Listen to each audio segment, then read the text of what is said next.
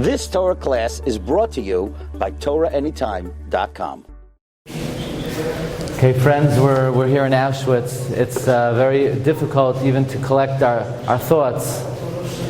My grandfather, Rabbi Rabbi Glatstein, was in Auschwitz, and he has many remarkable stories that I'm going to save. But here, this is the room of resistance. I want to tell you the story how in 1944, before Rosh Hashanah, 1,600 young Bachrim were taken here to Auschwitz.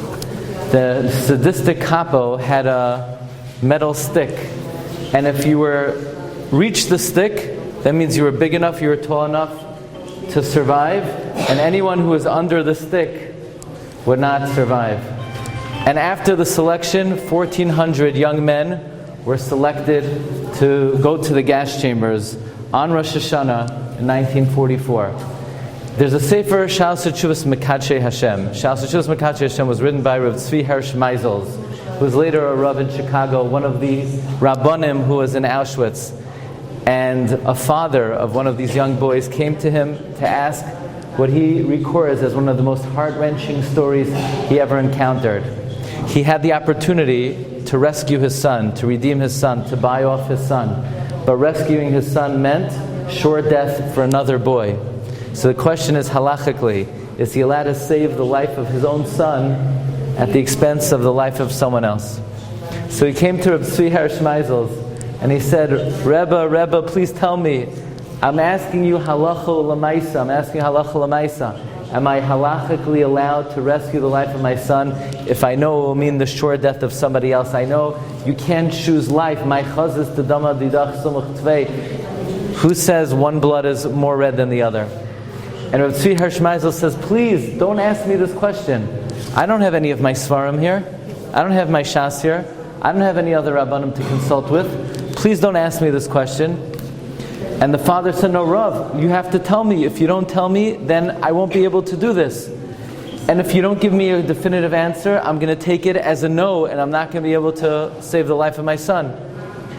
So Tzvi Meir says, no, I didn't say that. I didn't say that if I don't give you an answer, you should take that as a no. Consider it as if I never heard the question. Make it as if I never heard the question. And he said, Rebbe, you don't understand. I'm asking you halacha l'maisa. I don't make a move unless I know whether I'm allowed to do this or not. And Rav Tzvi says, no, make believe you never saw me. And the father said, Rav, I have my answer. If you cannot tell me definitively I'm allowed to do this, I will take it as a no, and I'm a kabel the psak ba'ahava uvesimcha. And he did not rescue his son. And Rav Tzvi Meir said, you should know that decision of that father probably made such a storm in the heavens.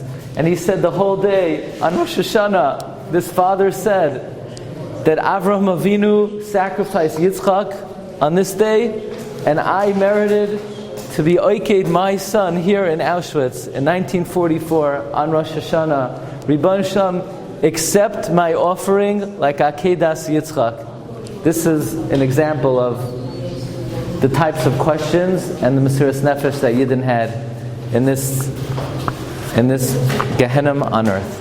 You know, when we come here, we see the Toichacha. We're going to read this coming Shabbos, next Shabbos, Parsha Chumash, and sometimes we read the graphic descriptions of the Toichacha, and we think it's hyperbole, we think it's exaggeration, we think it's far off, and we come here and we see that whatever the Torah wrote was exactly to the point.